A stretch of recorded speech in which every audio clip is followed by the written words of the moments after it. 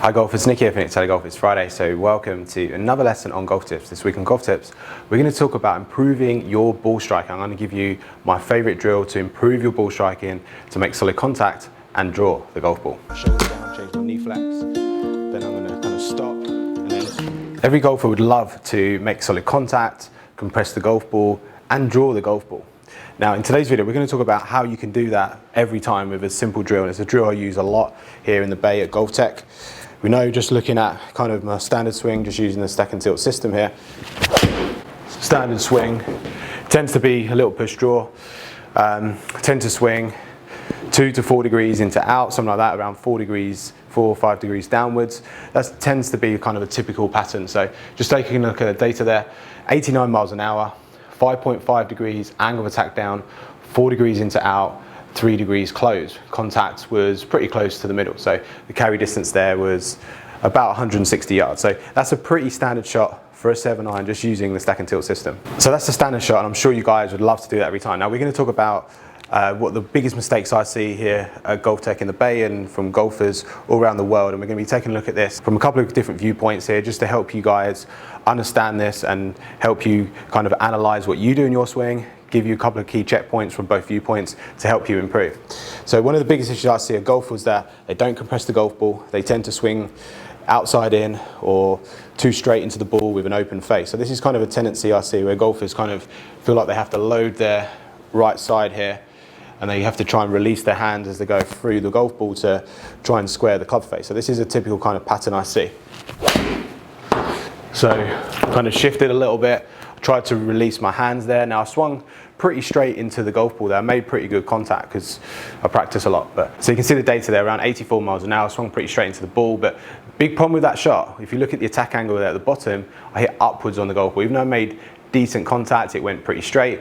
I didn't hit it as far. I hit it 140 yards, the other one was 160. I didn't swing that much faster. It shouldn't have been that much different. So on that particular shot there, because I shifted my weight and tried to release my hands, the handle was back at impact. So I'm going to struggle to kind of compress the golf ball and draw the golf ball. Taking a look at that, guys, just give you guys some context here. So on that particular shot there, the handle was back slightly. I hit up on the golf ball. When you hit up on the golf ball, you're going to tend to thin and fat shots. The best players, they compress the ball and they hit down on the golf ball.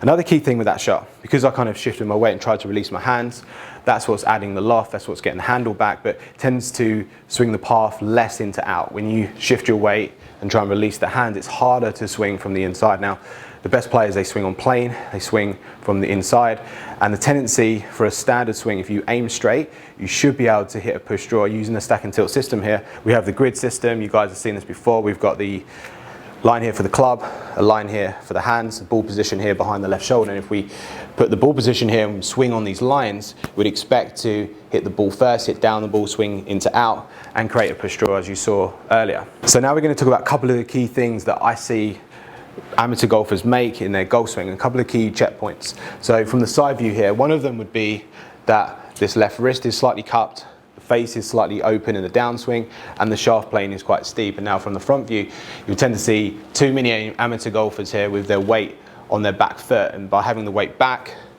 handle back, that's what's kind of causing slightly over the top and weaker golf shots. So like I said, the best players will have the hands more inwards, the wrist will be a lot flatter, even flexed at this position. The shaft plane will be angled towards the golf ball here.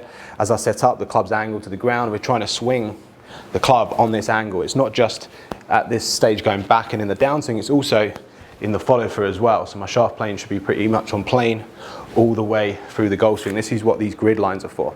So for this drill, we're going to work on trying to correct these couple of things. Now, a lot of the time when I practice and give drills to golfers, we don't always stand there and hit full shots. I think that's really hard to make changes in your swing, and it's not the best way sometimes to practice. You have to kind of practice your faults. Right? If you get the shaft steep, open face, weights back, then if you keep hitting at full speed, you're probably going to still make those same mistakes.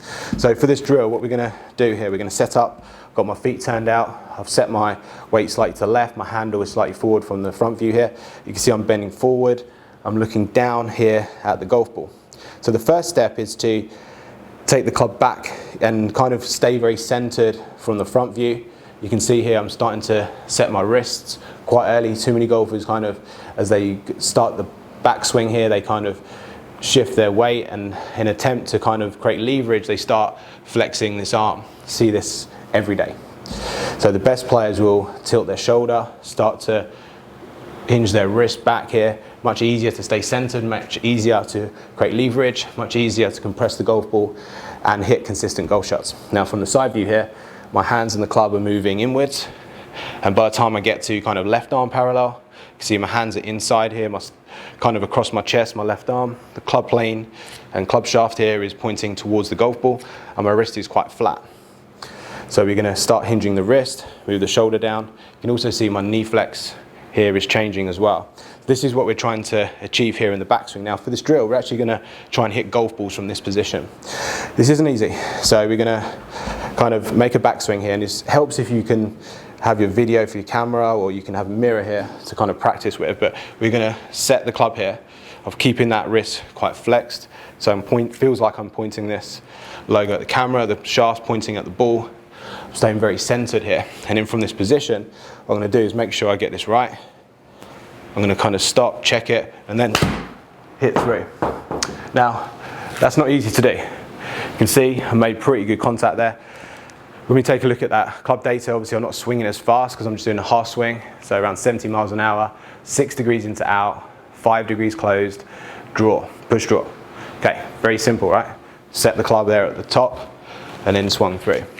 So now we're going to take a look at this from the front view, because I think this is quite key to kind of see both viewpoints and see what I'm doing from both angles here, just so you can get some key checkpoints. So from the front view, same thing again. I'm going to set my wrist, move my shoulder down, staying very centered. I'm keeping my weight forward, keeping my weight on the left here. As I come through, I'm going to keep my handle forward. Because my club face is closed from the side view, I can keep my handle forward and draw the golf ball and swing into out. And then as I stop, I'm going to try and stop a bit shorter. I'm going to try and stop at right arm parallel here. And what you'll notice is, as I go through, to give myself space to keep my arm straight, I'm pushing my hips forward, raising my belt and bending backwards. Okay, too many golfers, they come through, they kind of, in an attempt to hit down on the ball, they end up bending forward with their chest, leaning into the shot, and then they've got no space to keep these arms straight. So the finish position is key. So I'm going to set the wrist, club plane from this angle, move my shoulder down, keep my weight on the left. Then as I go through, push my hips forward, bend back, arms straight. So let's give that a go. So backswing, set my wrist, plane angle's good, hips forward, and stop there. So on that one, again, 4 degrees into out, 5 degrees closed. I toed that one a little bit. This is hard. This is not easy, right? This is not an easy drill to do.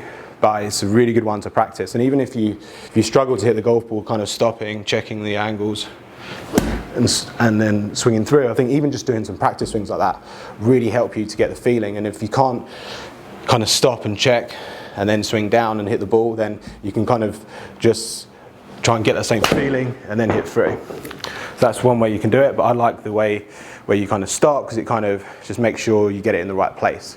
Because too many golfers, they think they're doing it right, and then you look at the video and you can see it's not quite right. So let's try that again.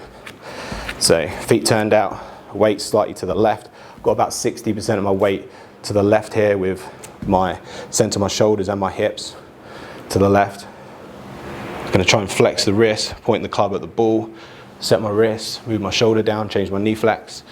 Then I'm going to kind of stop and then hit through. As you can see, I'm pushing my hips forward, raising my belt up. Again there, slightly on the toe, but 4 degrees into out, 3.8 degrees closed face. So tendency would be to draw that ball. That had a very slight curve to the left. It says straight, but it was a very slight curve to the left.